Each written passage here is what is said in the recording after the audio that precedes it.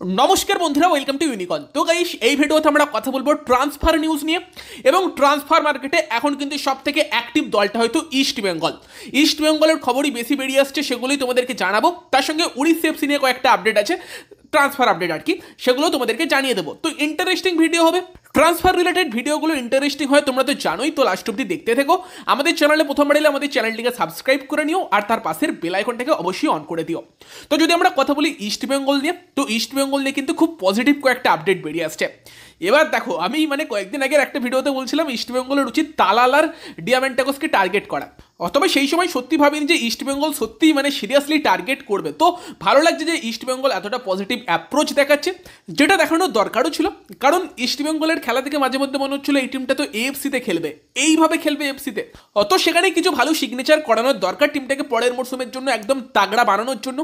এবং সেখানে মাদি তালাল, তার সম্বন্ধে তোমাদেরকে আগের দিনই জানালাম যে মাদি তালাল, তার সঙ্গে কিন্তু সব কিছু ফাইনালাইজ হয়ে আছে। প্রি কন্ট্রাক্ট সাইন করতে চলেছে, শোনা যাচ্ছে প্রি কন্ট্রাক্ট সাইন করেও দিয়েছে। তো সেক্ষেত্রে প্রি কন্ট্রাক্ট সাইন হয়ে গেলে মাদি তালাল পরের মৌসুম ইস্ট বেঙ্গলে আসছে, সেটা আমরা ধরতেই পারি 95%। অফিসিয়াল কন্ট্রাক্টে সাইন করে দিলে তখন তো সেটা 100% হয়ে যাবে। বাট প্রি কন্ট্রাক্টে সাইন করেও, যেহেতু আমরা আগে দেখেছি তিরির মতো প্লেয়ার সে কেরালার প্রি কন্ট্রাক্টে সাইন করেছিল, তারপর যোগ দেয়নি, এরকম ব্যাপার হয়েছে একটা আধটা। নেগেটিভ বলছি না আমি, তো সেই কারণেই 95% বললাম। তো সেই জায়গাতে মাদি তালাল সেই ইস্ট বেঙ্গলে আসতে চলেছে। এবং তার সঙ্গে সঙ্গে একজন ভারতীয় ভালো স্ট্রাইকারের দরকার ছিল, সেখানে মোহামেডানের ডেভিড, তার সঙ্গেও East Bengal pre contract sign করে নিয়েছে। তো সেই দুটো খুব ভালো অ্যাডিশন অলরেডি ইস্ট বেঙ্গল করে ফেলেছে বলতে পারো পরের মরশুমের জন্য। এবং তার সঙ্গে সঙ্গে কিন্তু ইস্ট বেঙ্গল ডিয়ামেন্টাকোস তাকে কিন্তু টার্গেট করেছিল। তবে সেই সময় খবর এটাই বেরিয়ে আসছিল যে মুম্বাই সিটি এফসি কিন্তু এগিয়ে আছে। এবং সেই জায়গাতে কিন্তু ইস্ট বেঙ্গল এখনও দিমিত্রি ডিয়ামেন্টাকোসের ওপর থেকে হাল ছাড়েনি। দিমিত্রি ডিয়ামেন্টাকোস তাকে কিন্তু একটা রিভাইসড অফার কিন্তু ইস্ট বেঙ্গল পাঠাচ্ছে। এবার যেহেতু ইস্ট বেঙ্গল কন্টিনেন্টাল ফুটবল খেলবে, এএফসিতে খেলবে, সেটাও কিন্তু প্লেয়ারদের অ্যাট্রাক্ট করে।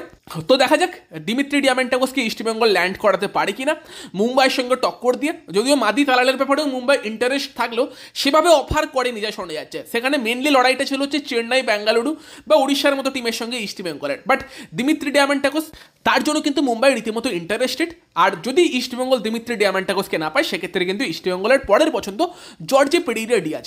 এবার যদি ডিয়ামেন্টাকোস মুম্বাইতে যায়, একটা বড় পসিবিলিটি আছে পেরেইরা ডিয়াজ তাকে কিন্তু মুম্বাই ছেড়ে দিতে পারে। তো সেখানে ডিয়ামেন্টাকোসকে না পেলে সেই জায়গাতে কিন্তু ইস্ট বেঙ্গল ব্যাকআপ অপশন হিসেবে পেরেইরা ডিয়াজের অপশনটাও রাখছে। এবার সত্যি কথা বলতে কি, পেরেইরা ডিয়াজ, ডিয়ামেন্টাকোস দুজনেই খুব ভালো স্ট্রাইকার, দুজনেই গোলটা চেনে। তবে পার্সোনালি আমার ডিয়ামেন্টাকোসকে বেশি বেটার প্লেয়ার মনে হয়। তবে তারপরেও পেরেইরা ডিয়াজও ভালো অপশান হতে পারে। দেখা যাক লাস্ট অব্দি east Bengal as a striker কাকে নিয়ে আসতে পারে। পেরেইরা ডিয়াজের মতো প্লেয়ারও কিন্তু যদি সুযোগ পায়, সে কিন্তু গোল করবে। এবং সেখানেই মাদি তালাডের মতো প্লেয়ার এলে চান্সটি ইস্ট বেঙ্গল অনেক বেশি ক্রিয়েট করতে পারে, সেটা আশা করাই যায়। এর পাশাপাশি ভারতীয় প্লেয়ারদের মধ্যে রাহুল ভেকে, তার উপরেও কিন্তু ইস্ট বেঙ্গলের ইন্টারেস্ট আছে। রাহুল ভেকেও কিন্তু খুব ভালো একটা অ্যাডিশন হতে পারে, যেহেতু ইস্ট বেঙ্গলের সাইড ব্যাকেরও প্রবলেম আছে, ভারতীয় সেন্টার ব্যাক নিয়েও প্রবলেম হয়। দুটো জায়গাতেই কিন্তু রাইট ব্যাক বা as a Indian centre back Rahul Bheke কিন্তু খুব ভালো অপশান। সেখানে কিন্তু রাহুল ভেকেকে যদি সাইন করাতে পারে, সেটাও কিন্তু ইস্ট বেঙ্গলের জন্য খুব ভালো অ্যাডিশন হবে। জামশেদপুরের জিতেন্দ্র সিং, তার উপরেও কিন্তু ইস্ট বেঙ্গলের ইন্টারেস্ট আছে বলে শোনা যাচ্ছে। তো এই খবরগুলো ইস্ট বেঙ্গল নিয়ে বেরিয়ে আসছে। ইস্ট বেঙ্গল কিন্তু ট্রান্সফার মার্কেটে রীতিমতো অ্যাক্টিভ আছে। এর পাশাপাশি উড়িষ্যাকে নিয়ে যে খবরগুলো বেরিয়ে আসছে, সেটা হচ্ছে উড়িষ্যা কিন্তু পরের মরশুম 3টি বিদেশি প্লেয়ারকে সম্ভবত চেঞ্জ করতে চলেছে। যার মধ্যে একজন হচ্ছে রয় কৃষ্ণা, যার এই মরশুম উড়িষ্যার জার্সিতে খুবই ভালো পারফরমেন্স বলতে পারো। তবে রয় কৃষ্ণা নিজেই আইএসএল ছেড়ে এ লিগে ফিরতে চাইছে। সেই জায়গাতে কিন্তু রয় কৃষ্ণার সঙ্গে উড়িষ্যা হয়তো কন্ট্রাক্ট এক্সটেনশন করবে না। এবং তার পাশাপাশি কার্লোস তেলগাদো এবং সাই গডার্ড, এই দুই প্লেয়ারের সঙ্গে শোনা যাচ্ছে উড়িষ্যা হয়তো কন্ট্রাক্ট এক্সটেনশন করবে না।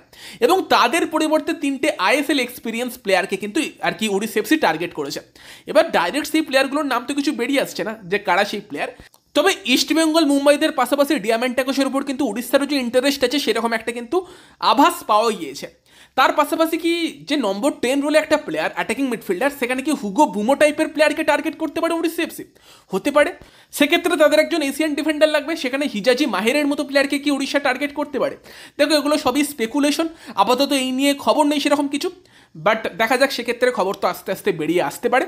তবে হিজাজি মাহির, ইস্টবেঙ্গল যেরকম কাজ করছে ট্রান্সফার মার্কেটে, অবশ্যই তারা চাইবে সেই প্লেয়ারটাকে হাতছাড়া না করতে। সেখানে আশা করি ইস্টবেঙ্গল তাকে ভালো মানের একটা কন্ট্রাক্ট এক্সটেনশন দেবে, যাতে সে ইস্টবেঙ্গলে থেকে যায়। এবং হুগো বুমোর যদি কথা বলো, সেক্ষেত্রে তো মোহনবাগানের উপর ডিপেন্ড করছে। মোহনবাগানের একটা বড় সেখানে ভূমিকা থাকবে, হুগো বুমোর ভবিষ্যৎ কী হবে সেখানে। তো সেখানে উড়িষ্যাকে নিয়েও কিন্তু এই রুমোরগুলো বেরিয়ে আসছে, তোমাদের জানালাম। বাকি দেখা যাক ওড়িশা এফসি কিন্তু এই মরশুমে অনেক ভালো টিম বানিয়েছে এবং সের্জিও লোবেরার আন্ডারে টিমটা ভালো করছে। পরের মরশুম তারা আরও শক্তিশালী হয়েই নামবে, সেটা এক্সপেক্ট করা যায় যে পরের মরশুম তারা আরও বেটার টিম বানানোর চেষ্টা করবে। দেখা যাক সেখানে রুমোর্সটা বেরিয়ে আসছে, তোমাদেরকে সেটা জানালাম। এর পাশাপাশি মোহনবাগান নিয়ে একটা খবর বেরিয়ে আসছে, সেটা হচ্ছে যে মোহনবাগান অস্ট্রেলিয়ান ডিফেন্ডার কার্টিস গুডের উপর ইন্টারেস্টেড আছে। এই খবরটা আপাতত অ্যাজ এ রুমোর বেরিয়ে আসছে। তো সেখানে কার্টিস গুডের নামটা কিন্তু মোহনবাগানের সঙ্গে এর আগেও লিঙ্ক আপের খবর শোনা গিয়েছিল এবং আবারও কিন্তু কার্টিস গুড এবং মোহনবাগানের একটা লিঙ্ক আপের খবর বেরিয়ে আসছে। এবার অনেক সময় এটা হয় যে একটা প্লেয়ারকে একটা টিম অনেক আগে থেকে টার্গেট করে রাখে, হয়তো ধরো এই মরশুমে পেলো না, পরের মরশুম টার্গেট করে। যেমন নোয়া সাদাই, সে গোয়াতে যোগ দিয়েছিল আগের মরশুম, বাট গোয়া থেকে আরও একটা দুটো মরশুম আগে থেকে মানে স্কাউট করে রেখেছিল, তাকে নেবার চেষ্টা করছিল। সেম হেক্টর ইউজতে মোহনবাগানে এই মরশুম এসেছে, তবে হেক্টরকেও কিন্তু মোহনবাগান আরও ধরো দুটো তিনটে মরশুম আগে থেকে টার্গেট করে রেখেছে, আনার চেষ্টা চালাচ্ছে, সেরকম ব্যাপার। তো সেরকমই কার্টিস গুডের নাম আগে শোনা গিয়েছিল, আবার শোনা যাচ্ছে। তবে ব্যাপারটা হচ্ছে যে মেলবোর্ন সিটির সঙ্গে সে কন্ট্রাক্টেড ছিল, সেই কারণে আগে যখন শোনা গিয়েছিল তখন হয়তো যদি ডিলটা করা পসিবল নাও হয়, এখন কিন্তু সেটা যদি মোহনবাগান চেষ্টা করে পসিবল হবে, তার কারণ তার কন্ট্রাক্ট কিন্তু এই মরশুমের শেষেই শেষ হয়ে যাচ্ছে। এবার কার্টিস গুডের কথা বললে 31 বছর বয়সী অস্ট্রেলিয়ান ডিফেন্ডার, রক সলিড একজন ডিফেন্ডার, দারুণ ডিফেন্ডার, সেই নিয়ে কোনো সন্দেহ নেই তার কোয়ালিটি নিয়ে। এবং বর্তমানে সে মেলবোর্ন সিটিতে খেলছে এবং তার সঙ্গে সঙ্গে মেলে সেন্টার ব্যাকই তার অরিজিনাল পজিশন, তার পাশাপাশি অ্যাজ এ লেফট ব্যাকও সে কিন্তু খেলতে পারে। এবার দেখো মেন ব্যাপারটা হচ্ছে মোহনবাগান টিমে বর্তমান সময়ে হয়তো হ্যামিল, তাকে হয়তো মোহনবাগান চেঞ্জ করার কথা ভাবছে। হ্যামিলের পারফরমেন্সে হয়তো মোহনবাগান খুব একটা খুশি না। সেখানে সেন্টার ব্যাক আমরা নতুন পেয়ারিং পরের মৌসুম দেখতে পেতে পারি। হেক্টর ইউজ থেকে রাখবে কি রাখবে না ঠিক নেই, হ্যামিলকে ছেড়ে দেওয়ার চান্সই বেশি। সেই জায়গাতে কিন্তু কার্টিস গুড হ্যামিলের পরিবর্তে একটা আমরা আপগ্রেড বলতে পারি। মানে যদি হ্যামিলের জায়গায় কার্টিস গুড আসে, সেই সাইনিংটাকে একটা আপগ্রেড সাইনিং বলতে পারি, এবং বলতে পারি সেটা মোহনবাগান ডিফেন্সকে আরও স্ট্রং করবে। কারণ কার্টিস গুড যথেষ্ট ভালো ডিফেন্ডার, এক্সপিরিয়েন্স ডিফেন্ডার। মেনলি সে অস্ট্রেলিয়াতেই খেলেছে, যেখানে মেলবোর্ন হার্ট বা বর্তমানে মেলবোর্ন সিটি সেই ক্লাবে সে 2018 সাল থেকে আছে। তার সঙ্গে সঙ্গে তার কিন্তু স্কটল্যান্ডের ডান্ডি ইউনাইটেড বা ইংল্যান্ডের নিউক্যাসল ব্র্যাডফোর্ডের মতো ক্লাবে খেলারও এক্সপিরিয়েন্স আছে। তো যথেষ্ট এক্সপিরিয়েন্স আছে এবং তার পাশাপাশি অস্ট্রেলিয়ার জাতীয় দলেও তার খেলার এক্সপিরিয়েন্স আছে। তো ওভারঅল তার এক্সপিরিয়েন্স নিয়েও কোনো সন্দেহ নেই, কোয়ালিটি নিয়েও কোনো সন্দেহ নেই। তো সেখানে মোহনবাগান যদি তাকে শাইন করে, সেটা একটা ভালো শাইনিং হবে। আর এমনিতে মোহনবাগানের এই লিগের উপর একটা ইন্টারেস্টও আছে, এই লিগ থেকেই বেশি প্লেয়ার আনতে প্রেফার করে, হয়তো এজেন্টদেরও ব্যাপার থাকে, সেরকম কিছু ব্যাপার থাকতে পারে। তো সেই ক্ষেত্রে যদি এই লিগ থেকেই প্লেয়ার আনতে চাই, কার্টিস গুড কিন্তু খুব ভালো অপশান, সেটা আমরা বলতে পারি। তবে আপাতত কিন্তু এটা জাস্ট রুমোর, সেটা মাথায় রাখতে হবে। যখন একটা ভালো সোর্স থেকে খবর আসবে বা কনফার্ম আসবে খবর, সেই সময় আমরা আরও ডিটেলে আলোচনা করতে পারি। যেহেতু রুমোর, তো অল্প করেই আলোচনা করা থাকলো। বাট হ্যাঁ, এই ব্যাপারটা তো ক্লিয়ার যে মোহনবাগান নতুন ডিফেন্ডার আনবে। হেক্টর ইউজ থেকে রেখে দিলেও ব্র্যান্ডেন হ্যামিলের জায়গাতে নতুন ডিফেন্ডার আসবে, এটা এক্সপেক্ট করা হচ্ছে। সেই জায়গাতে কার্টিস গুড ভালো অপশানই হবে। তো দেখা যাক খবরটা যদি আরও পাকে, সেক্ষেত্রে তোমাদেরকে তারপরে আবার জানিয়ে দেবো। বাকি নেক্সট কয়েকটা দিন আমি একটু ব্যস্ত থাকবো, কীরকম ভিডিও দিতে পারবো আমি জানি না। আমাদের টেলিগ্রাম চ্যানেলের লিঙ্ক আমি নিচের কমেন্টে দিয়ে দিচ্ছি, আমাদের টেলিগ্রাম চ্যানেল জয়েন করে নিও। সেখানে কিন্তু যদি কোনো মোহনবাগান রিলেটেড বা ইস্টবেঙ্গল রিলেটেড কনফার্ম খবর বেরিয়ে আসে বা রুমার্স বেরিয়ে আসে, তোমাদের অবশ্যই জানিয়ে দেবো। তো টেলিগ্রামে জয়েন করতেও ভুলো না। আর যদি এই ভিডিওটা তোমাদের ভালো লাগে, তো ভিডিওটাকে লাইক করে দিও, শেয়ার করে দিও। আমাদের চ্যানেলে যদি প্রথমবার এসে থাকো বা এখন আমাদের চ্যানেলটিকে সাবস্ক্রাইব না করে থাকো, আমাদের চ্যানেলটিকে অবশ্যই সাবস্ক্রাইব করে তার পাশের বেল আইকনটাকে অন করে দিও। তো চলো গাইস, সেই ভিডিওতে এই পর্যন্তই। Bye bye.